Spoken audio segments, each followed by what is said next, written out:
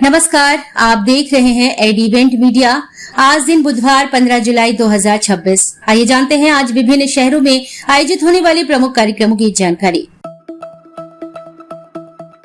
नई दिल्ली 15 से 17 जुलाई 2026 भारत का सबसे बड़ा ग्लोबल टेक्सटाइल एवं अपैरल एक्सपो, जहां देश विदेश के निर्माता, निर्याता, खरीदार और निवेशक एक मंच पर जुट रहे हैं। टेक्सटाइल, फैब्रिक, यार्न, गारमेंट्स और टेक्निकल टेक्सटाइल से जुड़े हजारों बिजनेस प्रतिनिधि इसमें भाग ले रहे हैं। पुणे, महाराष्ट्र 15 जुलाई 2026 से प्रारंभ MSME, manufacturing, home and lifestyle, automobile, furniture और विभिन्न उद्योगों के उत्पादों को प्रदर्शित करने वाला मल्टी सेक्टर ट्रेड एक्सपो व्यापार विस्तार और नए बिजनेस नेटवर्किंग अवसरों के लिए यह महत्वपूर्ण आयोजन माना जा रहा है। India expo centre and mart, greater Noida 15 से 17 जुलाई 2026 fashion, jewellery, lifestyle, gifts, home decor और एक्सेसरीज का अंतर्राष्ट्रीय B2B ट्रेड शो, जहां पर भारतीय ब्रांड्स वैश्विक खरीदारों से जुड़ रहे हैं। आइए जानते हैं आज खास खबरें। केजरीवाल ने E20 ईंधन को लेकर केंद्र सरकार पर निशाना साधते हुए प्रधानमंत्री नरेंद्र मोदी को पत्र लिखा है।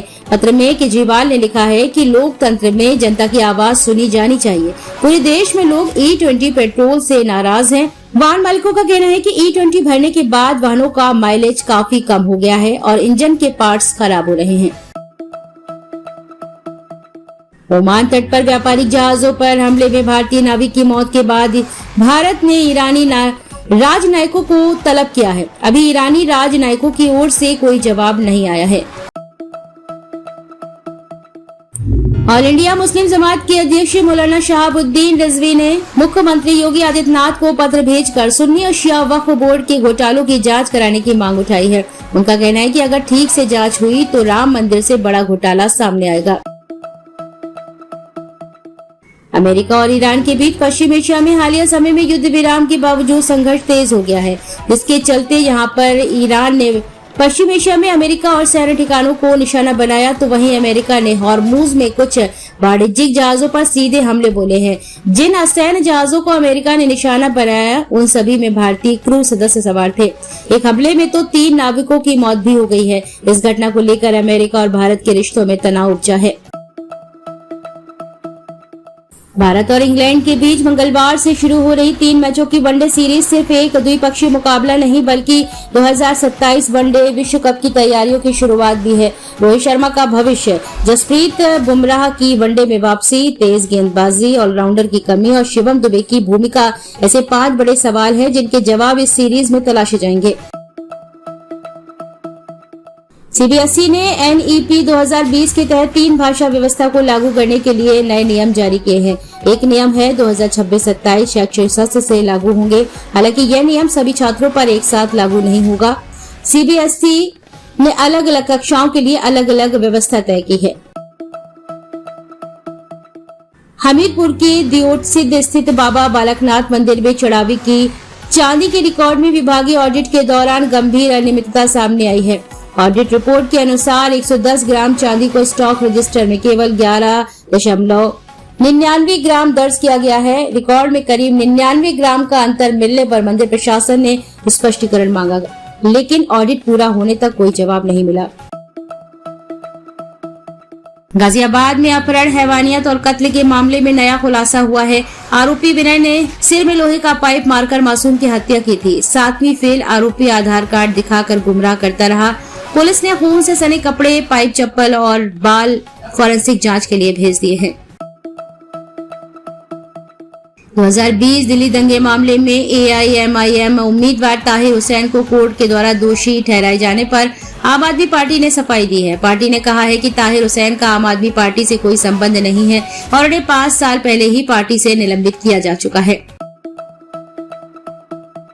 दतिया विधानसभा उपचुनाव के लिए दाखिल नामांकन पत्रों के शपथ पत्रों में उम्मीदवारों की संपत्ति का ब्यौरा सामने आया है। कांग्रेस प्रत्याशी कुंवर घनश्याम सिंह 20.8 करोड़ रुपए की संपत्ति घोषित की है, जबकि भाजपा प्रत्याशी आशुतोष तिवारी ने 1.79 करोड़ रुपए की संपत्ति का उल्लेख किया है। मथुरा वृंदावन में समाजवादी पार्टी के संस्थापक मुलायम सिंह यादव और सपा प्रमुख अखिलेश यादव के विवादित पोस्टर लगाए जाने के बाद राजनीतिक माहौल गर्मा गया है। पोस्टर्स पर लिखे नारों को लेकर सपा कार्यकर्ताओं ने नाराजगी जताई है। सपा नेताओं ने पुलिस से कार्रवाई की मांग की है। अमेरिका और ईरान में हॉर्मूज को लेकर चल रही तनातनी के अब पूरे खाड़ी क्षेत्र में अपनी चपेट में ले सकती है। दरअसल तेल टैंकर पर हमले के बाद यूएई ने ईरान को जवाबी कार्रवाई की धमकी दी है। वहीं हूतियों ने भी सऊदी अरब पर मिसाइल हमला किया है। एसएसबी ने भारत नेपाल सीमा के पास से 36 वर्षीय अमेरिकी नागरिक जॉर्डन ब्राउन को गिरफ्तार किया है। वे बिना वैध यात्रा दस्तावेज नेपाल में प्रवेश की कोशिश करते हुए पकड़े गए। पुलिस ने विदेशी और आव्रजन कानून के तहत मामला दर्ज कर जांच शुरू की है। इन दिनों कांग्रेस जनता पार्टी के प्रोस्टेट में सोनम वांगचुक अनिश्चितकालीन भूख हड़ताल पर है। उनकी तबीयत लगातार खराब हो रही है। हाल ही में 3 इडियट्स के एक्टर ओमी वैद्य ने उनके सपोर्ट में एक वीडियो बनाई है। इसी वीडियो के कमेंट सेक्शन में आमिर खान जमकर ट्रोल हुए। गोरखपुर में एसटीएफ ने बड़ी कार्रवाई की है। 1 लाख का इनामी बदमाश बाबू एनकाउंटर में ढेर हो गया। मुठभेड़ में मुख्य आरक्षी भी घायल हुआ है। मौके से पुलिस ने 32 बोर की एक पिस्टल, 1 बाइक और भारी मात्रा में खोखा और कारतूस बरामद किए हैं। बदमाश के खिलाफ कई राज्यों में हत्या के प्रयास सहित गंभीर मामलों में मुकदमे दर्ज हैं। सुप्रीम कोर्ट ने ड्यूटी के दौरान दृष्टिहीन हुए पूर्व सीआरपीएफ कांस्टेबल को 1.25 करोड़ रुपए मुआवजा देने के आदेश दिया है। अदालत ने कहा है कि सीआरपीएफ को उन्हें नौकरी से हटाने के बजाय वैकल्पिक पद देना चाहिए था। राहुल गांधी के छात्रों की गूंज अभियान के तहत निकाली जा रही साइकिल यात्रा में हजारों युवा शामिल होंगे, जिसका मुख्य उद्देश्य नीट, धांधली, पेपर लीक और बेरोजगारी जैसे मुद्दों पर सरकार को घेरना और केजी से पीजी तक मुफ्त शिक्षा की मांग उठाना है। और अब बात करते हैं मौसम की। दिल्ली एनसीआर में आज मानसून पर ब्रेक लगा हुआ है, जिससे लोगों को उमस भरी भीषण गर्मी का सामना करना पड़ रहा है। देहरादून और इसके आसपास के इलाकों में आज मौसम उमस भरा और गर्म बना हुआ है, लेकिन मौसम विभाग ने आने वाले दिनों के लिए भारी बारिश का अलर्ट जारी किया है। पंजाब और चंडीगढ़ में फिलहाल मानसून की रफ्तार थोड़ी धीमी पड़ गई है, जिससे लोगों को उमस भरी तेज गर्मी का सामना करना पड़ रहा है। उत्तर प्रदेश में फिलहाल मानसून की रफ्तार धीमी होने के कारण अधिकांश जिलों में चिपचिपी और उमस भरी गर्मी का प्रकोप बना हुआ है। मध्य प्रदेश में फिलहाल मानसून की रफ्तार थोड़ी धीमी पड़ गई है, जिससे राजधानी भोपाल और इंदौर समेत ज्यादातर बड़े शहरों में उमस वाली गर्मी का असर बढ़ गया है। आइए जानते हैं आज का राशिफल।